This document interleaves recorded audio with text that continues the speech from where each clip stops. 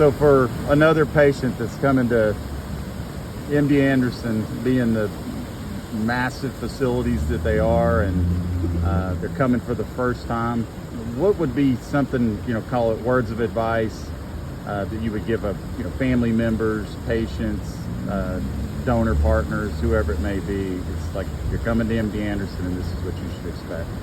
Well, I think the advice I would give is you are going into a major metro area.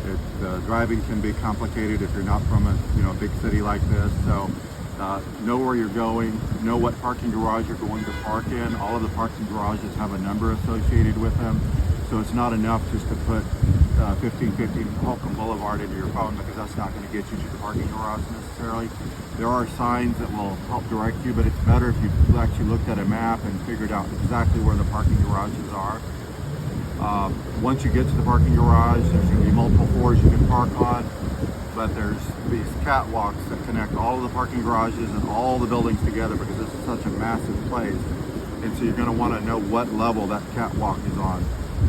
My preferred parking garage for coming to MD Anderson is parking garage 10, and the catwalk on that parking garage is level 3. So once you park, whether you're on the 6th floor, 1st floor, whatever floor you're on, you're going to take an elevator down to level 3, and that will take you to what they call a sky bridge here, and you'll be able to walk over into the main building. From there, you'll be able to follow all of the different signage taking you to the location that you need to go to. You may be going for radiology, you may be going for blood draw, you may be going for bone marrow biopsy. Every single thing that you might be going for has some center associated with it. And you will find that center with 2 pieces of information: the floor it's on and the elevator that it is associated with. All of the elevators are going to be A, B, C, D, F, and of course the floors are 1, 2, 3, 4, 5, 6, 7,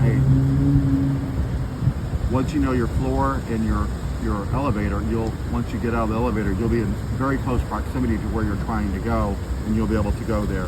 Everywhere you go, you need to check in. So once you get to the lab or get to radiology, there's going to be a front desk where you will check in. You will need your MRN number, which is what they will check you in with. Of course, other information they'll collect from you. If you don't have one yet, they will issue it to you at that first appointment that you have.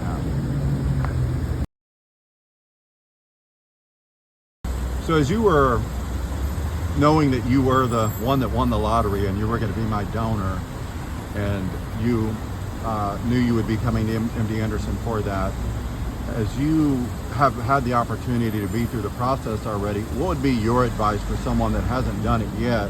What things should they be doing maybe before they even get here?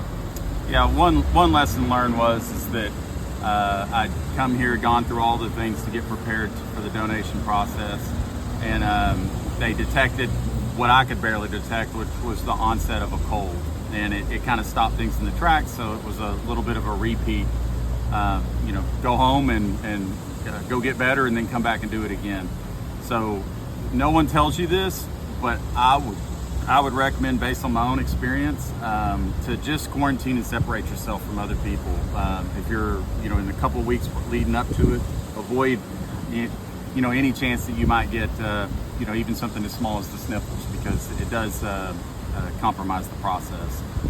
As far as coming to the facility, and I had my brother had already, the patient already given me some of these cues, but learning and knowing what garage you're going to. This is a big campus, but they do a really good job of kind of shrinking it through well-founded wayfinding and very efficient kind of processes and flow, and you got a lot of concierges and people to help guide you. But if you were coming here, you can put into Waze what garage you're going to, and it'll take you or your family directly to the garage that you need to park in. And then from those garages, there's very good wayfinding from elevators and color coding and everything else to kind of help you get to where you need to get to. But to avoid a lot of steps that I probably took is stop first, very first day, and pay attention to the wayfinding systems. And again, it's color coded, lettered, numbered, and everything else. And I think just about anybody would figure it out, but figure it out on day one, so you're not figuring it out as you go.